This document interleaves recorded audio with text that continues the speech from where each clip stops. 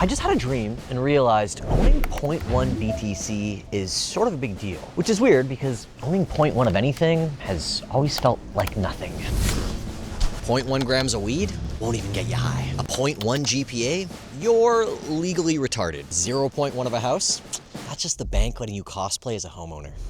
But 0.1 BTC, you'd have more than 99% of the population on the planet, and technically more than 97.5% of millionaires as well. But before we get into the math of it, you've got to understand where the next 20 years of monetary history will be written. Right now, thousands of horny 20-year-olds are using ChatGPT to cheat on essays to get degrees for jobs that might not exist in 10 years. I would know because I graduated here 10 years ago with a degree in film production, and now Google VO does my job for $4 a generation.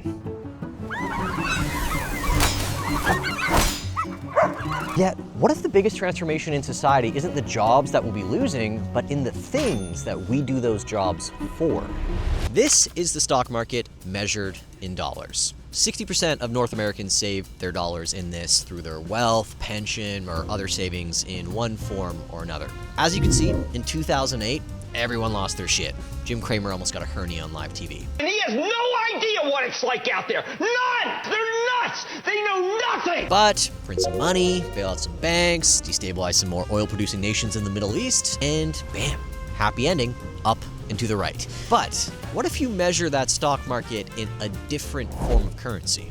One that they can't print out of thin air. How about that new weirdly finite form of money that launched coincidentally 3 months after the 2008 collapse?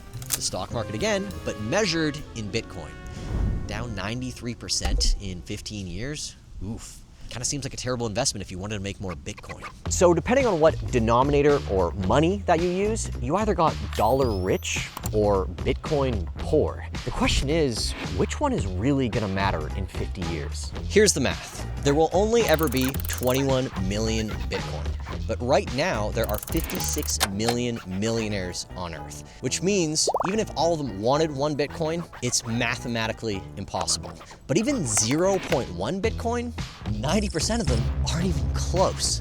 So why would millionaires want Bitcoin? Same reason they want all the other things. Gold, real estate, bonds, stocks. People don't buy these things because they like shiny rocks and beach condos. They buy them because the dollar is a sinking ship and they're looking for the fastest life raft, or rubber ducky, because Rajesh from Amazon forgot my 6 boats at the wrong address. It's okay, he waved at me once. We're like family. Sure, people might tell themselves that they buy these escape ducks for their cash flow or their utility, like gold's used in electronics, and real estate produces income, and stocks have dividends. But that's not the reason that they're worth trillions of dollars. It doesn't take anywhere near $4,000 to mine an ounce of gold, or near $4 million to build a second home. Those prices are just the premium that the market is willing to pay for some sort of property that acts like an escape duck from the dollars getting printed at 8 to 10% per year to pay off the $37 trillion debt. China gets it. They've been abandoning the dollar faster than your alcoholic uncle dipping out of your 4th grade piano recital. But Bitcoin offers something that none of the other assets do. A tool to reprice the system in a scarcity that not many people understand. And this lifeboat, life duck, metaphor, owning a significant amount of Bitcoin is actually much more attainable than you might think. 0.1 BTC today costs about $11,000. But 30 years from now, the entire Bitcoin network will take about 40 minutes of mining just to get the same amount in block rewards. That is billions of dollars of computers, infrastructure, and data centers all chasing the same amount that you could get today for about a year of ChatGPT University. Then let's zoom out to the year 2136. Maybe if we all take Brian Johnson's pills, we'll make it that long. By then, it will take the entire Bitcoin network 7 months to mine that much Bitcoin. Still not convinced? Okay, let's put it into Manhattan real estate terms. Both really scarce, incredibly desirable, and both owned by guys named Ryan who won't shut up about it on your Hinge date. Owning 0.1 BTC, or 1/210 millionth of the entire Bitcoin supply, would be just as rare as owning a 400 square foot apartment in downtown Manhattan. And you can get the Bitcoin for $11,000 today. So why am I telling you this on a campus? Because in my last year of school, I stumbled upon the luckiest financial decision of my life. I put some of my student loan money into Bitcoin. I saw some charts, figured I was too late, but also figured that, well, if I buy a coin and it doubles, I can sell half and let it ride. If it goes to zero, I can make it back over the summer. That student loan gamble ended up paying for my entire degree. But I actually lost 2/3 of it because I didn't know what I had invested in. Nobody had told me about the Manhattan thing, the denominator thing, how to even properly store it. So besides just understanding how valuable Bitcoin is, the next most, ow, what the f?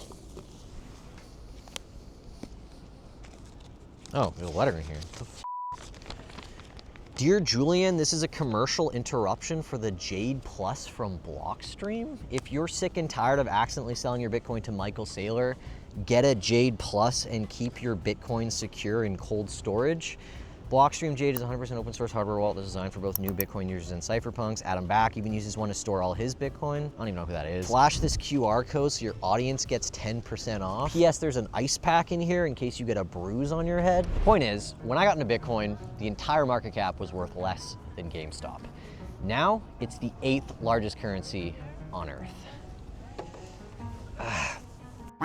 The era of accidental Bitcoin millionaires, that door is closed. You're not gonna 10,000x your way out of your dorm room. But paradoxically, the bigger that Bitcoin gets, the more of a certainty it becomes. Governments are hoarding it in secret.